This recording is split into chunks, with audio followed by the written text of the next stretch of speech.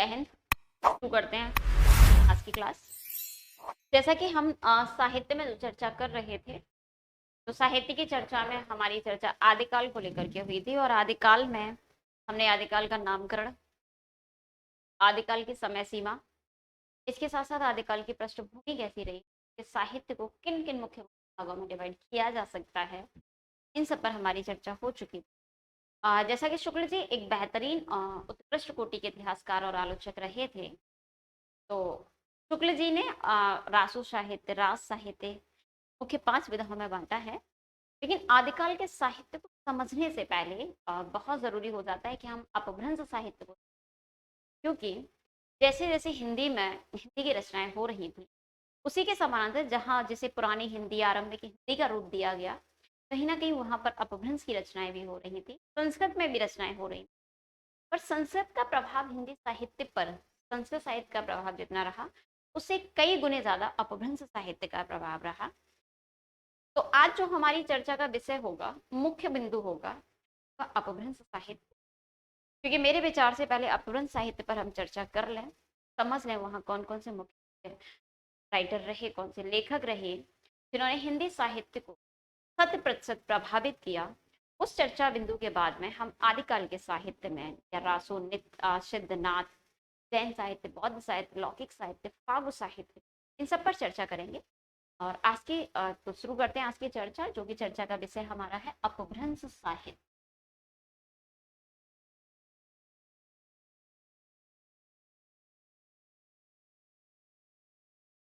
अपभ्रंश साहित्य, अपभ्रंश साहित्य में बहुत ज्यादा चीजें समझने से हम बचेंगे, बहुत ज्यादा अपभ्रंश साहित्य में डीपली नहीं जाएंगे। बस इतना समझने का प्रयास करेंगे कि कौन कौन से मुख्य मुख्य लेखक रहे, कौन कौन से रचनाकार रहे जिन्होंने हिंदी साहित्य को, जिनकी रचनाओं ने बेहद प्रभावित किया। तो चलिए, सबसे पहले आप अपभ्रंश साहित्य के बारे में कुछ पॉइंट्स नोट आउट कर लीजिएगा। डॉक्टर हरदेव बहारी ने, जो डॉक्टर हरदेव बहारी हुए, डॉक्टर हरदेव बहारी ने, हाँ, डॉक्टर हरदेव बहारी के अनुसार क्या हुआ कि उन्होंने 7वीं से 11वीं शताब्दी के मध्य का समय जो था, डॉक्टर हरदेव बहारी ने 7वीं से 11वीं 7वीं 11वीं शताब्दी मध्य के समय को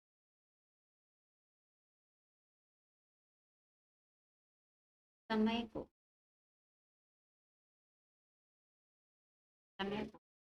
अपभ्रंश का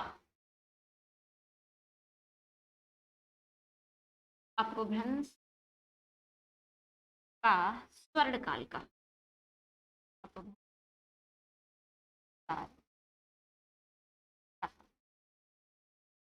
अगर आपसे पूछ ले कि 7वीं से 11वीं शताब्दी के मध्य को अपभ्रंश का स्वर्ण काल किसने कहा, तो वह किसने कहा? डॉक्टर हरदेव बहारी ने।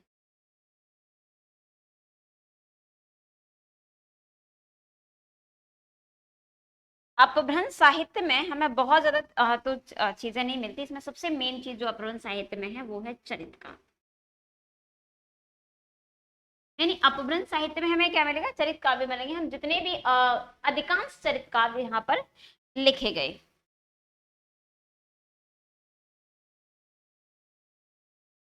और जो छंद लिखे गए, वो छंद 3 प्रकार के छंदों का हमें छंद को अपभ्रंश में बंद नाम से संबोधित किया गया। उन्होंने छंद के लिए किस शब्द का प्रयोग किया? बंद। हम क्या कहते हैं? और ये बंद यहाँ पर कितने थे? 3 थे।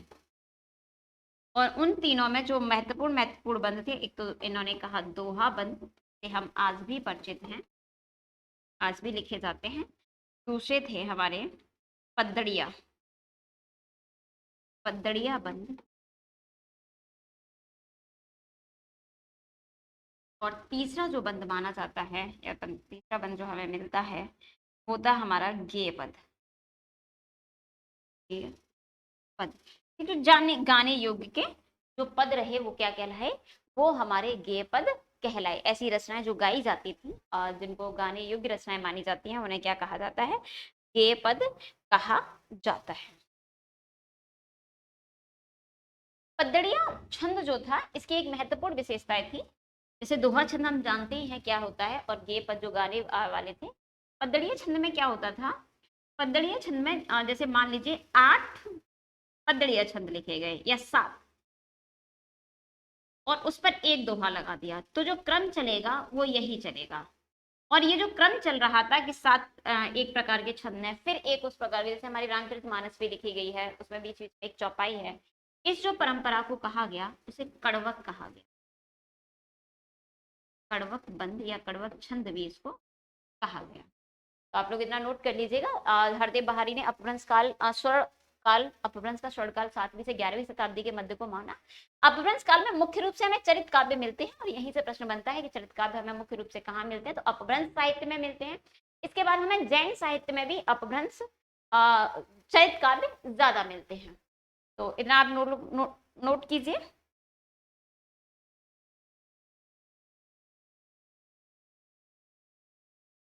इसके साथ ही अब हम एक एक जो मुख्य मुख्य अपभ्रंश साहित्यकार हुए जिनका हिंदी पर प्रभाव पड़ा, उनको क्रमानुसार देख लेते हैं। तो सबसे पहले हम राइटर की बात कर रहे हैं, वो जोइंद्र। और हमारी राइटर कौन है, जोइंदु। और इन्हीं का एक और नाम है योगींद्र।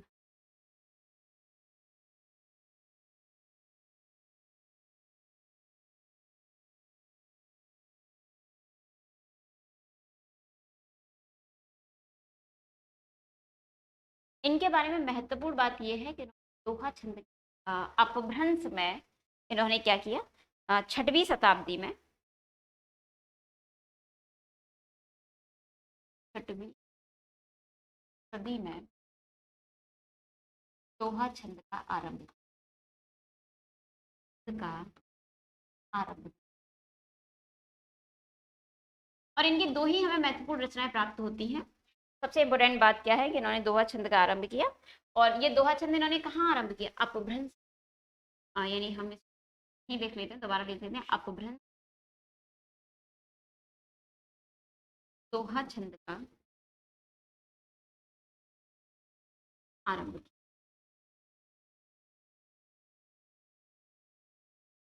और इनकी दो रचनाएं हमें प्राप्त होती हैं।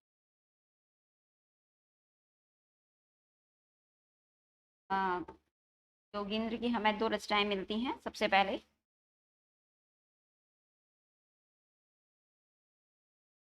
परमात्मा परमार्थ प्रकाश, और दूसरी इनकी रचना है योग सार।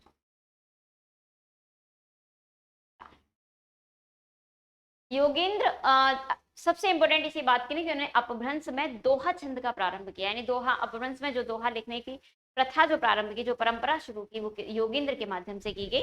और इनकी दो रचनाएं मिलती हैं, एक परमात्मा प्रकाश और दूसरा योग सार। इसके बाद अगले महत्वपूर्ण राइटर को लिखते हैं, जो कि सबसे ज्यादा महत्वपूर्ण इसलिए है कि उन्होंने राम कुमार वर्मा ने उन्हें हिंदी का प्रथम कवि माना है। और जैसा कि मैंने कहा कि हम अपभ्रंश साहित्य के उन्हीं रचनाकारों के विषय में बात करेंगे जिनका हिंदी में बहुत ज्यादा प्रभाव रहा, हिंदी साहित्य पर प्रभाव रहा। अगले राइटर के रूप में स्वयंभू। स्वयं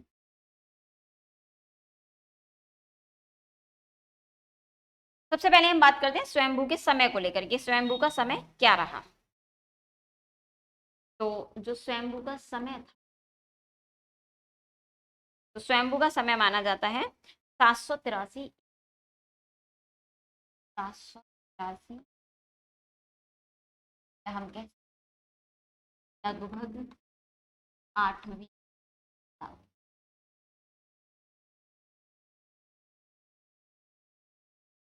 दूसरी इंपॉर्टेंट बात यह है कि स्वयंभू को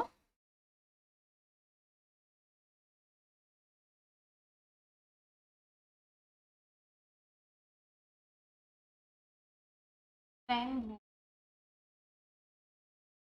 अपभ्रंश परंपरा का या जैन परंपरा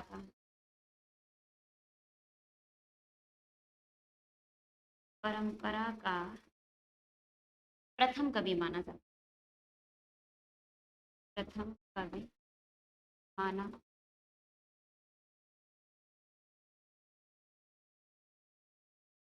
और इतना ही नहीं,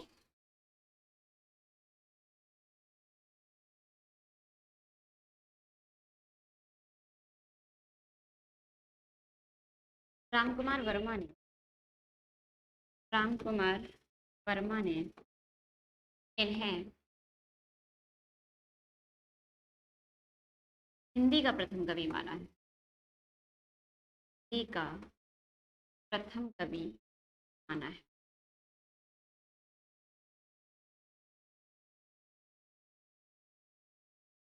इन्हें जैन परंपरा का पहला कवि माना जाता है, पर डॉक्टर रामकुमार वर्मा ने क्या किया, डॉक्टर रामकुमार वर्मा ने इन्हें हिंदी का प्रथम कवि माना है। अब अगर बात करें इनकी रचनाओं की, तो इन्होंने 3 महत्वपूर्ण रचनाएं लिखी। इनके 3 महत्वपूर्ण ग्रंथ मिलते हैं। इनमें एक सबसे ज्यादा इंपॉर्टेंट है पयम चरु। पयम चरु। और पहली रचना इनकी कौन सी है, पयम चरु। और दूसरी रचना है इनकी रिड्डे मणे। रिड्डे मणे करी। और इनकी तीसरी महत्वपूर्ण रचना है स्वयंभू छंद। स्वयं सबसे इम्पोर्टेंट रचना जो है इनकी पयम चरयु है। और क्योंकि अपभ्रंश है, अपभ्रंश में चीजें अपभ्रंश का अर्थ ही होता है अप प्लस भ्रंश, यानी जो अपने रास्ते से भटक चुकी हो वही क्या है, वही अपभ्रंश है। तो जो पयम चरयु है बेसिकली परम चरित्र के नाम से आती है, निताको आ और कहने की परंपरा में। और पयम चरु अपने आप में एक राम काव्य। सबसे ज्यादा प्रश्न पयम चरु से बनते हैं, तो आप इतना नोट कर लीजिए। फिर अगली चर्चा हम इन्हीं पर करते हैं और मुख्य रूप से पयम चरु को लेकर के बात करते हैं।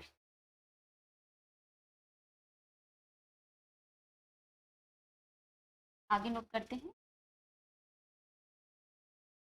पयम चरयु राम काव्य है। सबसे पहली बात ये क्या है, राम काव्य।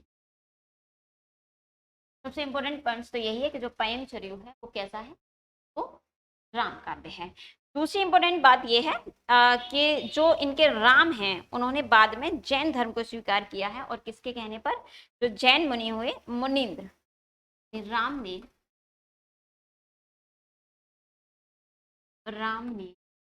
मुनीन्द्र के उपदेशों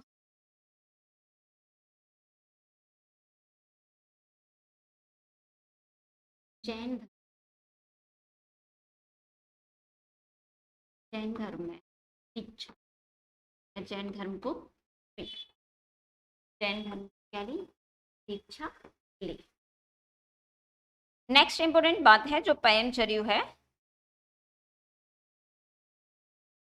जैसे जो हिंदी परंपरा है, हिंदी परंपरा में, हिंदी साहित्य में जो भगवान राम हैं वो जल में मग्न हुए हैं, जलमग्न हुए हैं अंत में।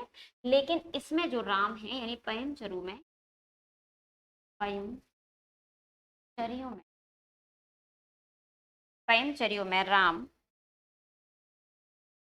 क्योंकि जैन धर्म में दीक्षित हो चुके हैं, पयम चरयु में राम जैन मतानुसार, जैन मतानुसार या जैन आदर्शों के अनुसार, जैन आदर्शों के आदर्शों अनुसार निर्वाण प्राप्त करते हैं,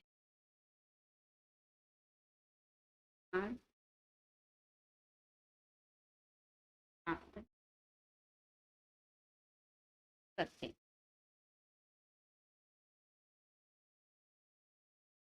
नेक्स्ट जो आपका पयम चरु है, इसमें 5 कांड हैं। पयम चरयु में, पयम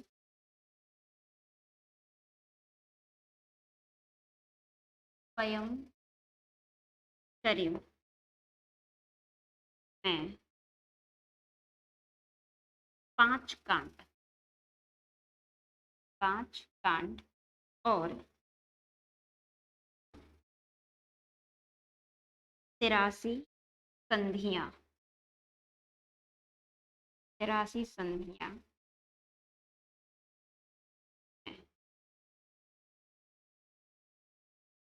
और इसे इसे अर्थात पयमचर्य को, इसे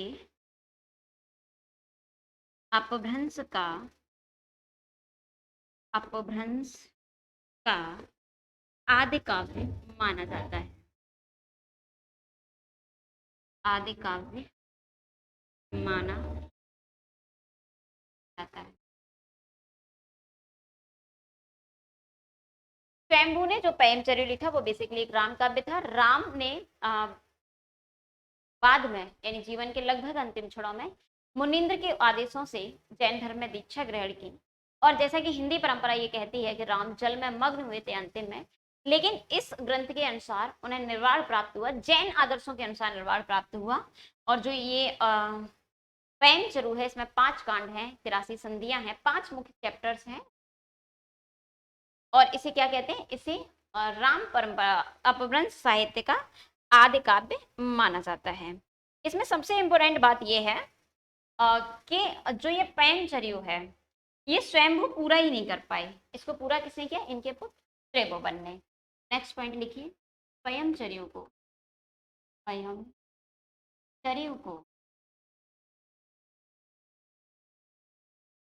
स्वयंभू के पुत्र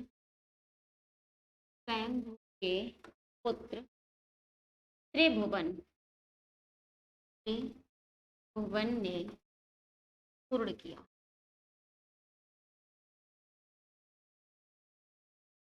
और जो ये पयमचर्य था इसमें जो कालिदास की रामायण थी उसका बहुत ज्यादा प्रभाव पड़ता है। सॉरी, तुलसीकृत रामकृतमानस का प्रभाव माना जाता है।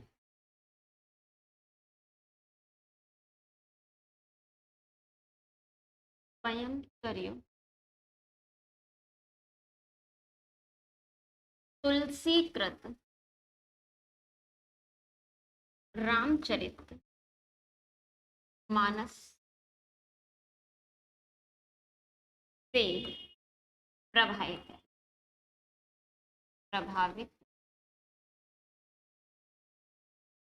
किससे प्रभावित है? तुलसी ने जो रामचरित मानस की रचना की उससे प्रभावित है।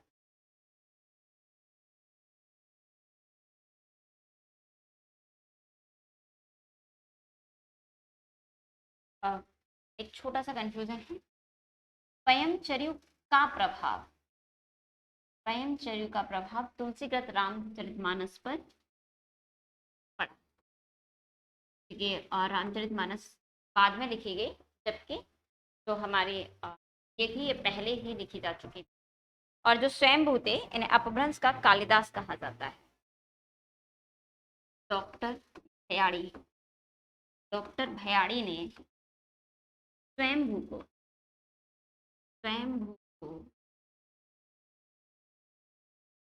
अपभ्रंश का कालिदास कहा। अपभ्रंश का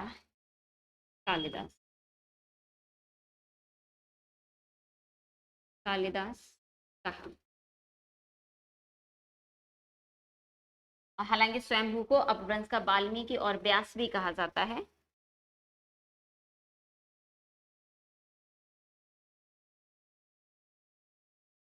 स्वयंभू को अपभ्रंश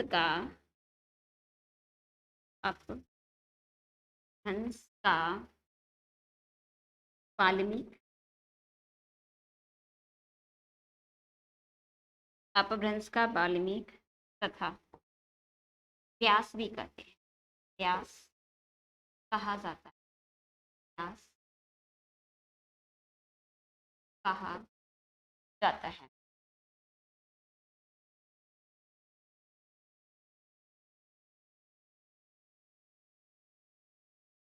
स्वयंभू ने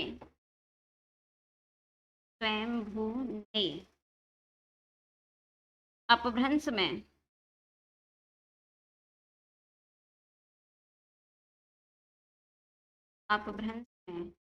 कृष्ण कथा का आरंभ किया। कृष्ण कथा का आरंभ किया। और जो स्वयंभू की भाषा थी वो क्या थी? वो देसी भाषा। देखिए एक बार रिपीट करूं। जो पैम चरू है, यानी हम अपभ्रंश साहित्य की बात कर रहे हैं, तो अपभ्रंश साहित्य में जो सबसे महत्वपूर्ण राइटर है वो है स्वयंभू। स्वयंभू का जो समय है वो 783 यानी लगभग 8वीं सदी के समय पर स्वयंभू विराजमान विद्यमान थे। स्वयंभू जैन परंपरा के प्रथम कवि माने जाते हैं, लेकिन डॉक्टर रामकुमार वर्मा ने हिंदी का भी प्रथम कवि माना है। और इनकी 3 महत्वपूर्ण रचनाएं पैम चरू, हृदयमय और स्वयंभू छंद। पैम चरू राम काव्य है। राम काव्य में सबसे इंपोर्टेंट रचना है। सबसे पहली बात, इसमें जो राम है वो अपने जीवन के अंतिम क्षणों में जैन धर्म में दीक्षित हो गए हैं और उनको जैन आदर्शों के अनुसार वो जलमग्न नहीं हुए हैं हिंदू मतानुसार, बल्कि वो जैन आदर्शों के अनुसार उनको निर्वाण की प्राप्ति हुई है। इस पूरे पैमचरू में 5 कांड और 83 संधियां हैं और इस पैमचरू को अपभ्रंश का आदि काव्य माना जाता है। एक चीज और आप नोट कर लीजिएगा, जो स्वयंभू थे ना, ये कर्नाटक के निवासी थे। कहाँ के निवासी थे? कर्नाटक प्रदेश के निवासी थे। कर्नाटक प्रदेश। और जो इनकी भाषा थी, रचनाएं यहाँ पर है। इनकी भाषा को, इनकी भाषा देसी भाषा थी, यानी इन्होंने अपनी भाषा को क्या कहा? देसी भाषा कहा। देसी भाषा कहा।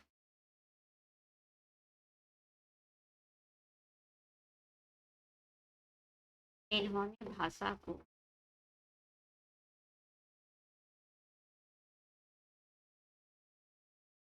भाषा को इन्होंने क्या कहा? जो मेरी भाषा है वो कैसी है? वो देसी भाषा है। और डॉक्टर जैन के अनुसार ये कहाँ के निवासी थे? कर्नाटक प्रदेश के निवासी।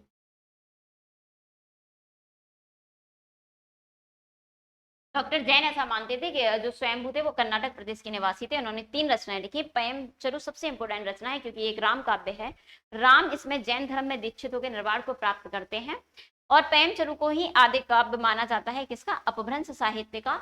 और सबसे बड़ी बात यह, कई बार प्रश्न पूछा जाता है कि पैम चरू को पूरा किसने किया? तो पैम चरू को पूरा करने का काम स्वयंभू के पुत्र त्रिभुवन ने किया था। और स्वयंभू के पैमचरू का प्रभाव हमें तुलसीदास की रामचरितमानस पर भी देखने को मिलता है। डॉक्टर भयाणी ने अपभ्रंश का कालिदास कहा है कि कालिदास संस्कृत के आदि कवि थे और उन्होंने इनको कालिदास कह के अपभ्रंश का आदि कवि घोषित किया है। स्वयंभू को अपभ्रंश का वाल्मीकि और व्यास भी कहा जाता है क्योंकि वाल्मीकि ने रामायण लिखी और व्यास से हमें कृष्ण काव्य का प्रारंभ भी मिलता है। क्योंकि सिर्फ उन्होंने पैमचरू लिखे राम काव्य को ही नहीं, बल्कि स्वयंभू ने अपभ्रंश में कृष्ण कथा का भी प्रारंभ किया। तो आप लोग नोट कीजिए इसको फटाफट से, उसके बाद हम अगले कवि की ओर बढ़ते हैं। और अगले महत्वपूर्ण कवि हैं हमारे पुष्पदंत। और पुष्पदंत में सबसे बड़ी बात, जो विवाद है वो इनके जन्म को लेकर के है, क्योंकि अलग अलग मतानुसार वाले व्यक्ति जैसे हजारी प्रसाद द्विवेदी हैं, शिव सिंह सेंगर हैं, अलग अलग मत मानते हैं। तो चलिए हम अगले राइटर की ओर बढ़ते हैं। अगले राइटर हैं हमारे पुष्पदत्त।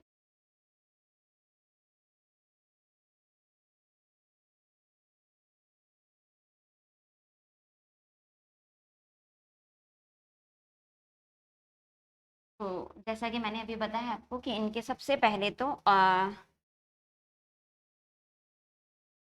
जन्म को ही लेकर के विवाद है। जन्म कब हुआ?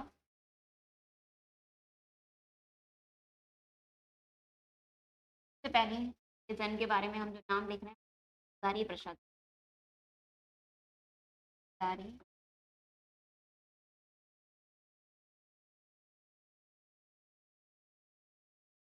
जन्म समय।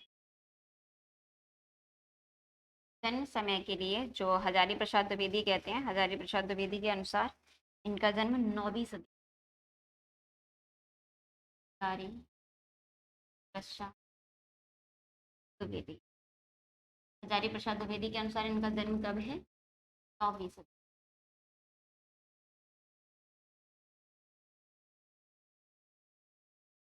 जबकि शिव सिंह सेंगर कहते हैं, शिव सिंह सेंगर कोई और नहीं बल्कि वही है जिन्होंने शिव सिंह सरोज की रचना की, जो कि कई राइटर्स के लिए, कई इतिहासकारों के लिए आधार ग्रंथ का भी काम करता रहा। तो शिव सिंह सेंगर कहते हैं कि ये 7वीं सदी में थे। सेंगर, शिव सिंह सेंगर के अनुसार इनका समय कब है? 7वीं सदी। इसके अलावा, इन दोनों के अलावा जो सर्वमान्य मत है, सर्वमान्य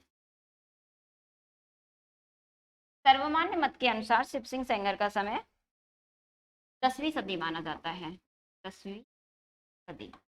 और कहीं कहीं में ईस्वी में भी मिलता है, तो जो ईस्वी है 972। पुष्पदंत के जन्म को लेकर के विवाद है। सबसे पहले यहीं पर, अगर वो हजारी प्रसाद द्विवेदी के अनुसार पूछे तो 9वीं शताब्दी, शिव सिंह सेंगर के अनुसार पूछे तो 7वीं शताब्दी, और सर्वमान्य मत पूछे कि पुष्पदंत का सर्वमान्य मत कौन सा है, तो वो है हमारा 10वीं शताब्दी, 927 ईस्वी। इनके सबसे महत्वपूर्ण पॉइंट ये है कि ये शैव थे। शैव कौन होते हैं बच्चे? शैव होते हैं जो भगवान शिव की पूजा करते हैं, और वैष्णव होते हैं जो भगवान विष्णु की पूजा करते हैं।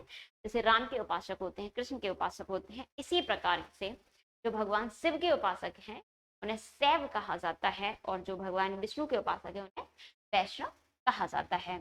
तो लिखिए, मूलतः ये शैव थे, मूलतः पुष्यदंत, पुष्यदंत शैव थे। किंतु अपने आश्रयदाता के कहने पर, अपने आश्रयदाता, अपने आश्रयदाता, क्योंकि जिनके आश्रय में ये रहते थे, उनके आश्रयदाता के अनुरोध पर, आश्रयदाता के अनुरोध पर ये जैन धर्म में दीक्षित हो गए। ये जैन हो गए। यानी मूल रूप से अगर आपसे पूछे कि निम्न में से कौन सा कवि मूल रूप से शैव था, तो वो कोई और नहीं बल्कि पुष्पदंत थे, जिनके समय सीमा को लेकर के भी विवाद रहा है कि ये कब जन्म रहा इनका। और इनकी अगर रचनाओं की बात करूं तो इनकी महत्वपूर्ण 3 रचनाएं हमें मिलती हैं।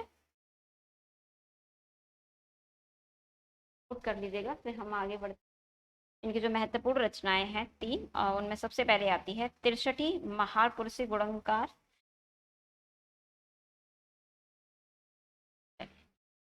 आगे बढ़ते हैं, नोट कर लिया होगा। बात कर रहे हैं पुष्पदंत की रचना। इनकी रचनाएं हैं 3 हैं। सबसे पहले हमें 63 महापुरुष, महापुरुष। अब देखिए यहाँ पर क्या है, 63 महापुरुषों के गुणों का वर्णन है। तो अब जो 63 है, क्योंकि अपभ्रंश की बात हो रही है, तो अपभ्रंश में शब्दों का बिगड़ाव है। क्योंकि अपभ्रंश का मतलब है जो भाषा अपने पद से भ्रष्ट हो गई है। और महापुरुषों को क्या लिखा है? महापुरुष, गुण, गुणंकार, यानी कि इसी को महाप्राण भी कहते हैं। महाप्राण कहाँ है? 63 महापुरुष।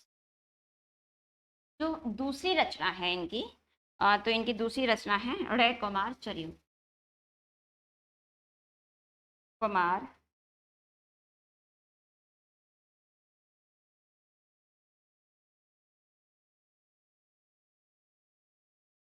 चरियु। और रे कुमार चरियु जो है तीसरी रचना है इनकी,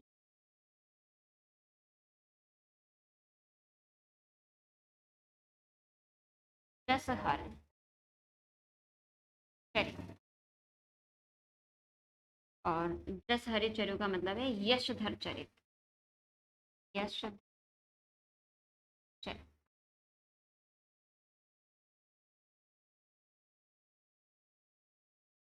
इनकी महत्वपूर्ण 3 रचनाएं मिलती हैं। स्वयंभू की भी हमें 3 ही रचनाएं प्राप्त होती है, पुष्पदंत की भी 3 रचनाएं मिली हैं। 63 महापुरुष गुणंकार, यानी महापुरुषों के 63 महापुरुषों का वर्णन है। रे कुमार चरियो और जस्टर चरियो।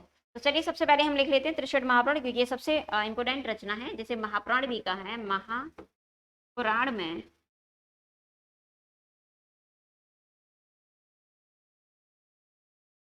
महापुराण में 63 महापुरुषों का वर्णन, जीवन चरित्र, 63 महापुरुषों का जीवन चरित्र।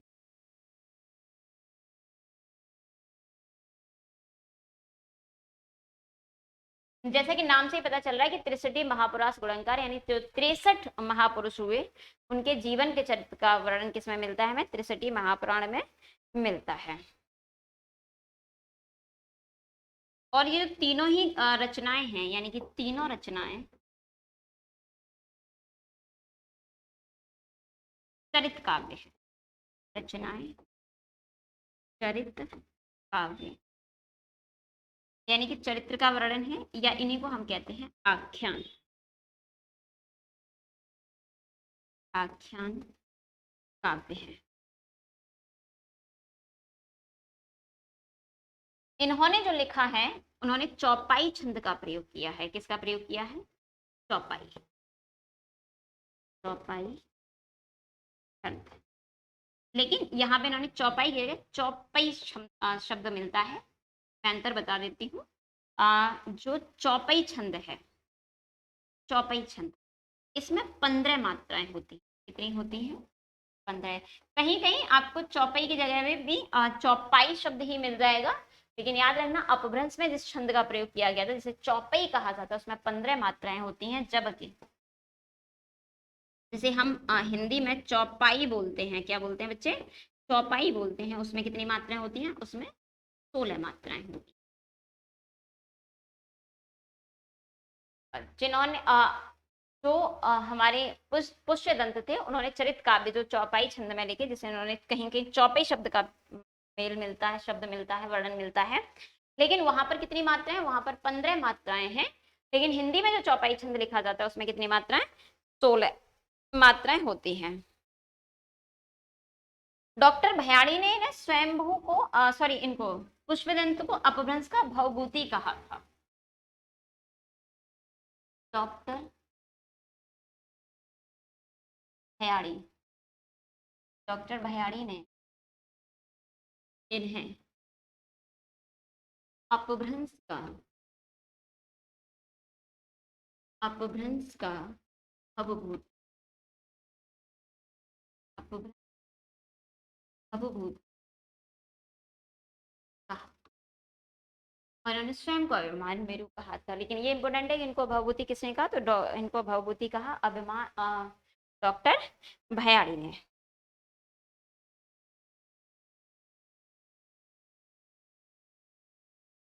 पुष्यदंत ने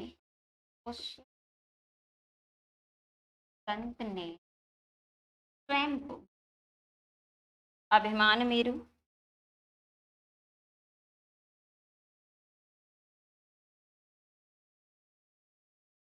अभिमान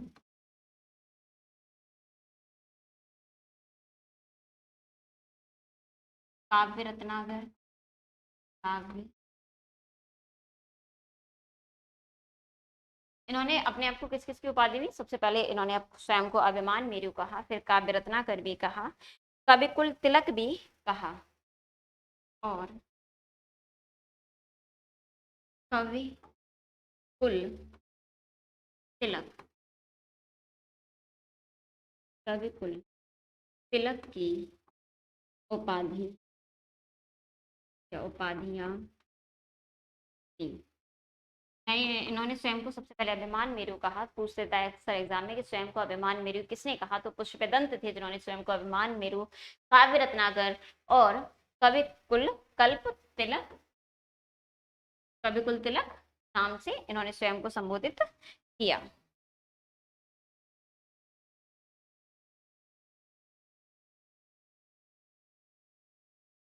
हालांकि हमें 3 ग्रंथ मिलते हैं, लेकिन आचार्य शुक्ल जी ने इनके दो ग्रंथों का उल्लेख किया है, दो ग्रंथ का उल्लेख किया है। और ये दो ग्रंथ कौन से थे? एक तो है आदि पुराण,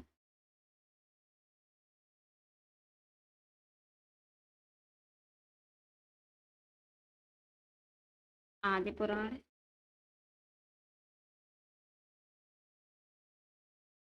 और दूसरा उत्तर पुराण, उत्तर पुराण। पुष्पदंत को अपभ्रंश का वाल्मीकि डॉक्टर भयाड़ी ने कहा, और उन्होंने स्वयं को अभिमान मेरु, काव्य कल्प, काव्य रत्नाकर, कवि कुल तिलक आदि उपाधियां दी। और शुक्ल, क्योंकि इनके तीन ग्रंथ माने जाते हैं, लेकिन इन्होंने जो स्वयं को उपाधि दी, मतलब शुक्ल जी ने इनके दो ग्रंथ माने, आदि पुराण और उत्तर पुराण। हालांकि शुक्ल जी ने इस बात को खारिज नहीं किया, उन्होंने भी कहा कि इन्होंने चौपाई छंद में ही लिखा।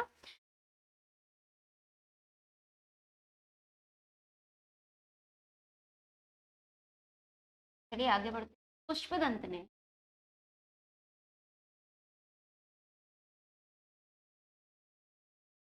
शुद्ध धार्मिक भाव से, शुद्ध धार्मिक भाव से काव्य रचना काव्य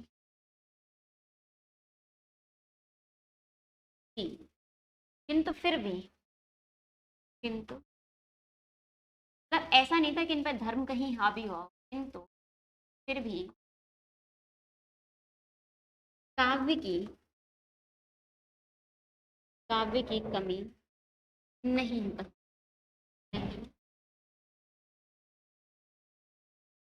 यानी ऐसा नहीं है कि उन्होंने सिर्फ ईश्वर की भक्ति की हो तो वहां पर कहीं भी हमें ऐसा लगे कि काव्य कहीं काव्य के गुण छूट रहे हैं, भक्ति भाव ज्यादा हावी हो रहा है, ऐसा कहीं नहीं था। स्वयं इन्होंने एक उक्ति कही है महाप्राण में, जिसको त्रिशटी महाप्राण के नाम से जानते हैं।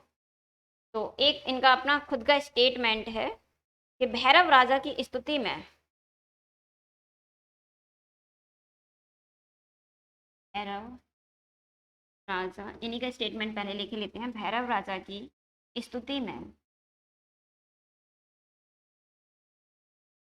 स्तुति में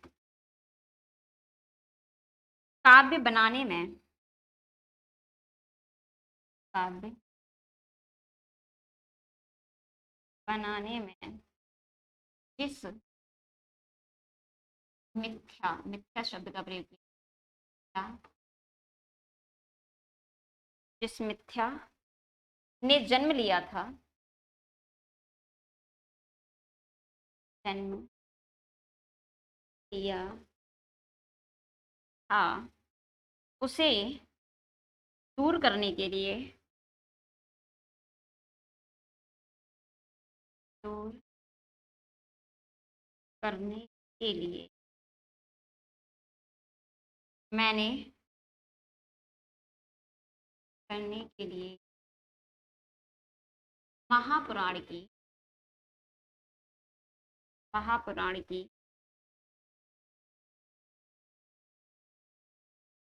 पुराण की रचना की है।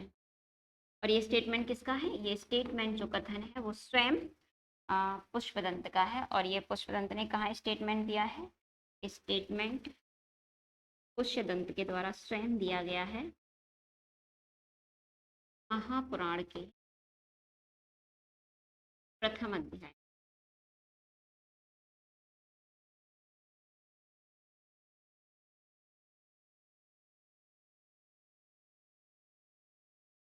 तो आपको अगर ये स्टेटमेंट देके पूछ रहे कि भैरव राजा के, अब इन्होंने कहा कि भैरव के भगवान, मैंने पहले बताया आपको कि ये शैव थे, तो उन्होंने कहा कि ईश्वर की भक्ति के लिए, भक्ति के रूप में जिस काव्य को बनाए तो कहीं ना कहीं पर क्या हुआ कि भक्ति किनारे हो गई, भक्ति को दरकिनार करके जिन्होंने काव्य का रूप दे दिया, और उसी काव्य को जब भक्ति के लिफाफा पहनाया, जो मिथ्या चल रहा था, जो झूठ चल रहा था कि भक्ति और काव्य का जो तालमेल सही नहीं बैठ रहा था, उसी को मैंने दूर करने के लिए क्या किया है? महापुराण, त्रिशटी महापुरुष की रचना की है। यानी उन्होंने स्पष्ट मान लिया कि भक्ति के रूप में शुद्ध धार्मिक भाव से ही इन्होंने रचना की है। तो बहुत इंपॉर्टेंट स्टेटमेंट है इनका, आप लोग नोट कर लीजिए फटाफट से।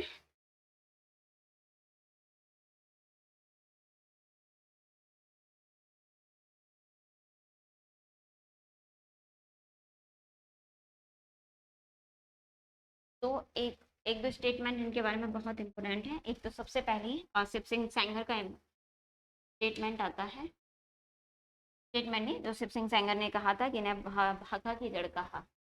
शिव सिंह सैंगर शिव सिंह सैंगर ने पुष्यदंत को पुष्यदंत को भागा की जड़ कहा। क्वेश्चन कई बार एग्जाम में आया है कि पुष्यदंत को भाका की जड़ किसने कहा, या भाका की जड़ किस कवि को कहा जाता है, तो पुष्यदंत को कहा जाता है। और ये भाका की जड़ इनको किसने कहा, शिव सिंह तैंगर ने कहा, सॉरी शिव सिंह सैंगर ने कहा। और डॉक्टर तगारे ने इन्हें डॉक्टर तगारे डॉक्टर तगारे ने इन्हें तगारे ने पुष्यदंत की भाषा को पुष्यदंत की भाषा को मराठी की जननी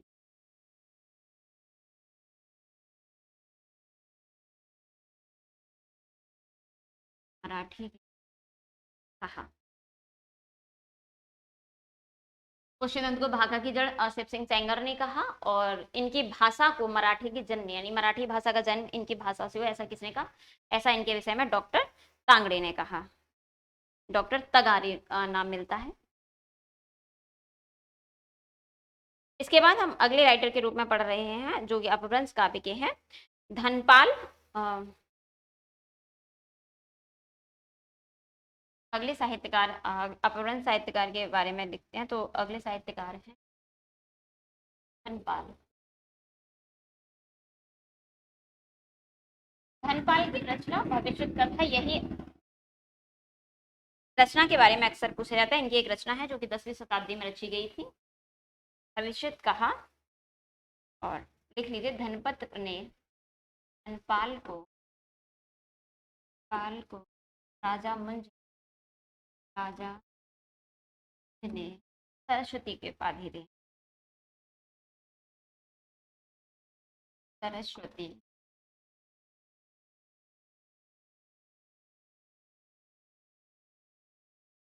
उपाधि। सरस्वती की उपाधि किसको दी गई, धनपाल को दी गई, और किसके द्वारा दी गई, राजा मुंज के अनुसार दी गई, के द्वारा दी गई। इन्होंने एक रचना लिखी, भविष्यत कथा या भविष्यत कहा, भविष्य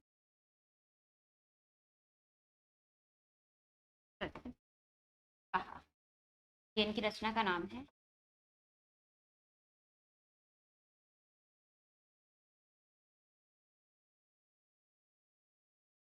कहा रचना काल का 10वीं 10वीं सदी में इन्होंने रचना की, भविष्यत कहा की, और जो कि इम्पोर्टेंट रचना है, अक्सर एग्जाम में पूछी जाती है। इस रचना का जो संपादन था, इस भविष्यत कहा का संपादन डॉक्टर याकोबी ने किया। किसने किया, डॉक्टर या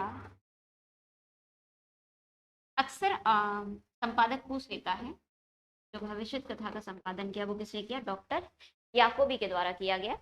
और इस में जो था ना, वो बहुविवाह के जो दुष्परिणाम होते हैं उनका वर्णन है।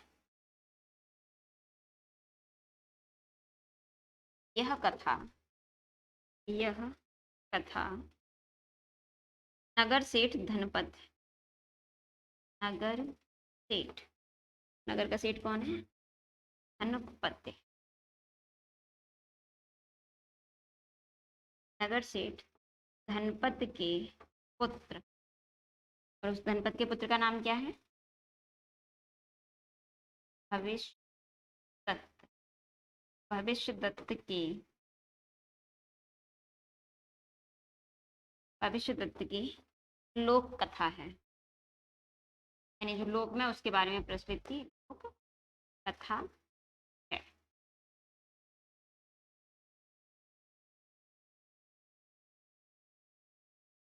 आप इतना नोट कर लीजिए, धनपाल को राजा मुंज ने सरस्वती की उपाधि दी। इनकी एक रचना हमें प्राप्त होती है भविष्यत कहा के नाम से, जो कि 10वीं शताब्दी में रची गई, और भविष्यत कथा का जो संपादन किया गया वो डॉक्टर याकोबी के द्वारा किया गया।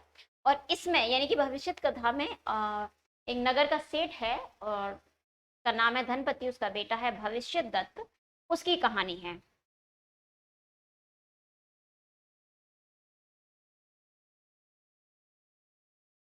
आगे नोट, भविष्य कथा के माध्यम से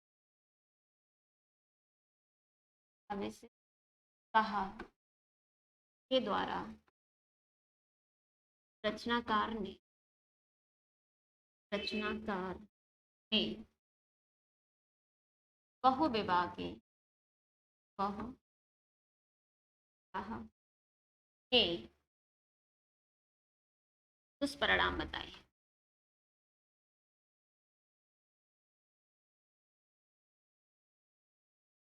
परिणाम बताए, और इसमें क्या है, इसमें साध्वी और कुटिल स्त्रियों का वर्णन है, यानी कि एक सरल स्वभाव की महिलाएं और कुटिल स्त्री जो होती है ना, कर्कश वाणी, जो चालाक किस्म की होती है,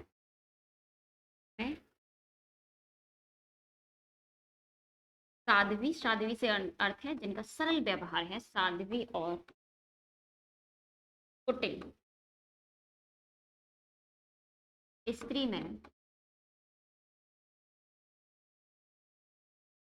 में अंतर किया है क्या? और सबसे पहले इसमें क्या है, जो रचनाकार है उसने जो बहुविवाह है बहुविवाह के जो दुष्परिणाम होते हैं उनके बारे में बताया है, और उसके साथ ही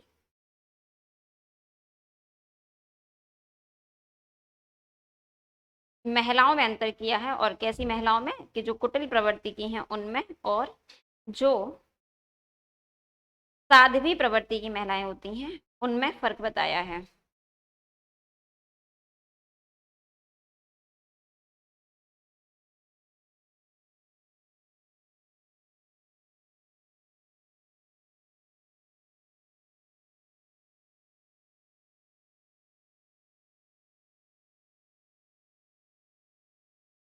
एक नाम और हम लिखे लेते हैं के बाद,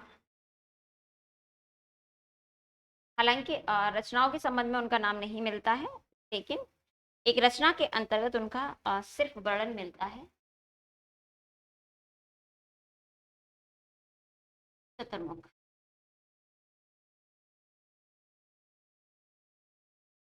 और चतुर्मुख का वर्णन एक राइटर हुए हर्षिण नाम के, हर्षिण की एक रचना थी धम्म परीक्षा,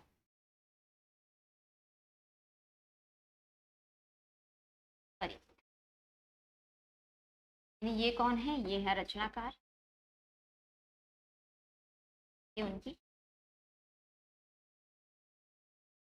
तो ये धम्म परीक्षा थी, तो इस धम्म परीक्षा में 3 कवियों का वर्णन मिलता है, और वो 3 कवि कौन कौन है,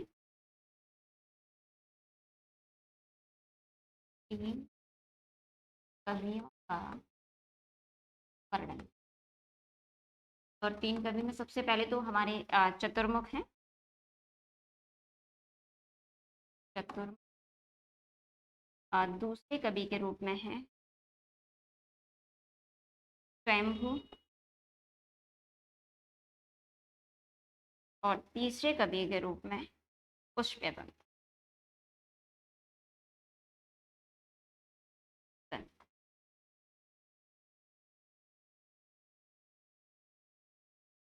और ये इसलिए इम्पोर्टेंट है क्योंकि इसी रचना में स्वयंभू ने इसमें, यानी कि धम्म परीक्षा, धम्म परीक्षा में परीक्षा स्वयंभू ने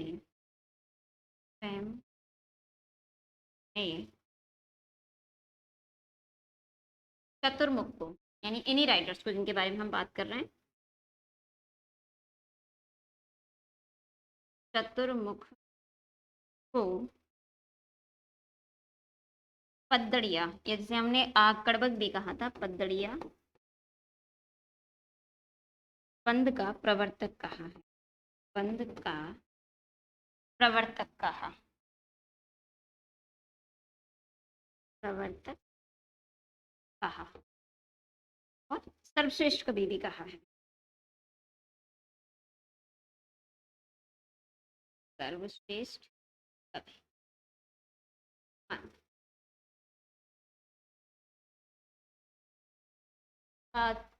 चतुर्मुख का वर्णन हमें धम्म परीक्षा नाम की एक रचना में मिलता है, जिस रचना की रचनाकार हरितसेन नाम के राइटर रहे, और इस रचना में 3 कवियों का वर्णन मिलता है, चतुर्मुख, स्वयंभू और पुष्यदंत। पुष्यदंत इसी रचना में यानी धम्म परीक्षा में स्वयंभू ने चतुर्मुख को क्या माना है, पद्दड़िया खंड का प्रवर्तक माना है। इन्होंने कहा कि पद्दड़िया खंड का जो प्रवर्तन किया वो बंद का प्रवर्तन किसने किया, चतुर्मुख ने किया, और सर्वश्रेष्ठ कवि भी माना कि बहुत अच्छी कविता है, पद्दड़िया छंद में काव्य लिखते हैं। तो चलिए आज की इस क्लास में हमने अपभ्रंश चर्चा पर यही रोकते हैं, और कल एक बार हम रिपीट कर लेते हैं कि आज हमने किस किस बात पर चर्चा की।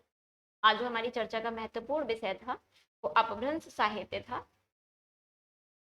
और अपभ्रंश साहित्य क्योंकि हिंदी के साहित्य को समझने से पहले, हिंदी परंपरा को समझने से पहले हमें अपभ्रंश परंपरा को समझना पड़ेगा, क्योंकि जब हम भाषा के विकास क्रम की बात करते हैं तो वहां पर भी हमें अपभ्रंश हिंदी से पहले की स्थिति में मिलती है। तो डॉक्टर हरदेव बहारी ने 7वीं शताब्दी से लेकर के 11वीं शताब्दी के मध्य को अपभ्रंश का स्वर्ण काल कहा है। उन्होंने कहा कि इस समय पर 7वीं शताब्दी से लेकर 11वीं शताब्दी के मध्य में अपभ्रंश में रचनाएं रची गई, और जो अपभ्रंश में रचनाएं थी वो मुख्य रूप से चरित काव्य थी, और बंद जो थे, जैसे हम छंद कहते हैं, वो 3 बंद हमें मिलते हैं, दोहा छंद, पद्दड़िया छंद और गेय पद।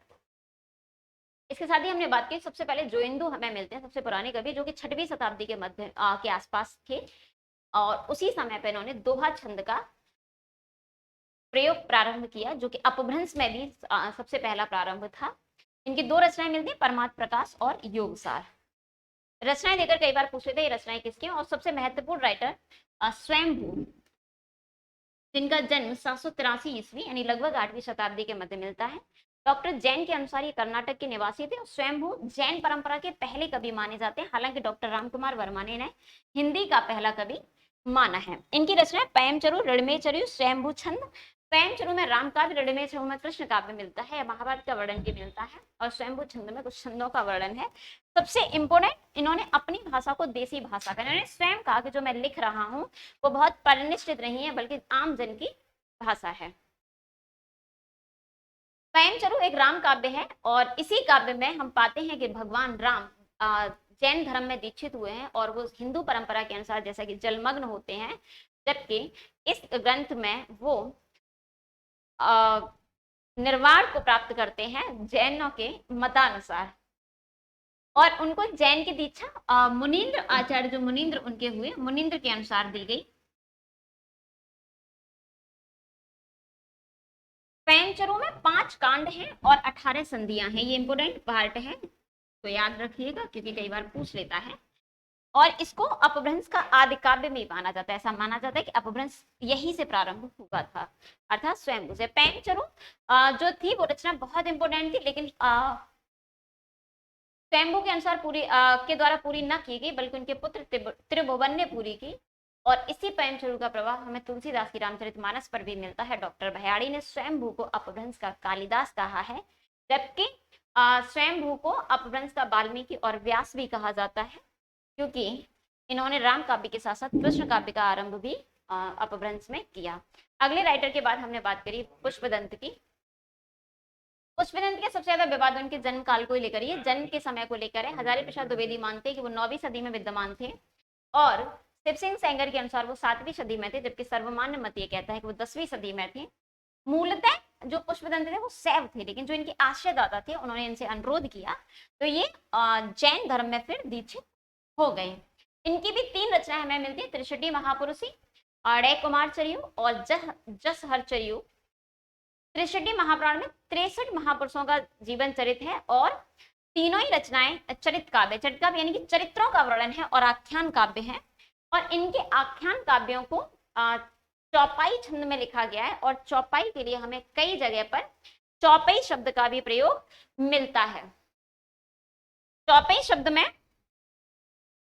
मैं बता दूं कि चौपाई में 16 मात्राएं होती हैं जब वो हिंदी में होता है, लेकिन अपभ्रंश में जब वो चौपाई छंद होता है तब उसमें 15 मात्राएं ही मिलती है। यानी अपभ्रंश में जो चौपाई है उसमें कितनी मात्राएं मिलेंगी हमें? 15, जबकि हिंदी में हमें 16 मात्राएं प्राप्त होती हैं। डॉक्टर भयाड़ी ने पुष्पदंत को अपभ्रंश का भवभूति कहा है, जबकि पुष्पदंत ने स्वयं को अभिमान मेरु, काव्य रत्नाकर और कविकुल तिलक कहा है।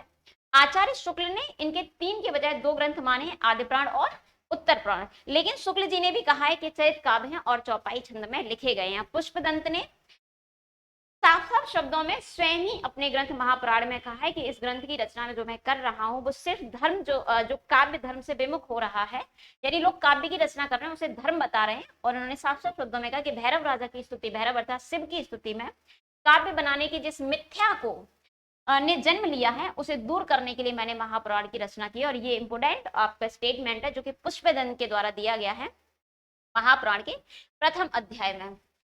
शिव सिंह सेंगर ने पुष्पदंत को भाका की जड़ और डॉक्टर तगारी ने कहा था कि पुष्पदंत की जो भाषा है वो मराठी की जननी है। इसके बाद जो हमने अगली चर्चा की वो धनपाल को लेकर की। धनपाल को सबसे इंपोर्टेंट बात है कि राजा मुंज जो हुए उन्होंने सरस्वती की उपाधि इनको दी।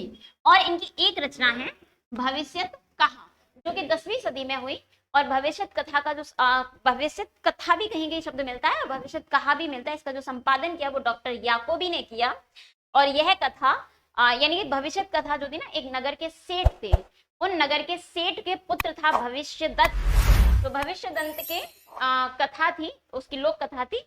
और इसी कथा के माध्यम से उन्होंने बताया कि बहुविवाह यानी बहुत सारे विवाहों के क्या क्या दुष्परिणाम हो सकते हैं। साथ ही उन्होंने ये भी बताया कि जो साध्वी से अर्थ है जो सरल स्वभाव की महिलाएं होती हैं, और कुटिल से अर्थ है जो चालाक किस्म की होती महिलाएं होती है, कर्कश वाणी वाली महिलाएं होती हैं, उनमें अंतर को स्पष्ट किया। उसके बाद हमने एक कवि के बारे में बात की, चतुर्मुख। क्योंकि चतुर्मुख की कोई रचना तो प्राप्त नहीं होती, लेकिन हमें हर्षेय की एक रचना प्राप्त होती है, धम्म परीक्षा। उसमें 3 कवियों का वर्णन है, जिसमें सबसे पहले हमें चतुर्मुख जी मिलते हैं। चतुर्मुख के विषय में स्वयंभू ने कहा है कि ये इन्होंने पद्दड़िया छंद का प्रवर्तन किया और ये सर्वश्रेष्ठ कवि भी माने जाते हैं। किसके? पद्दड़िया छंद के। तो अपभ्रंश साहित्य में आज जो हमारी चर्चा है, आज की चर्चा को हम यहीं रोकते हैं और कल हम अपभ्रंश साहित्य पर आगे चर्चा करेंगे। आज की इस क्लास में इतना ही। धन्यवाद।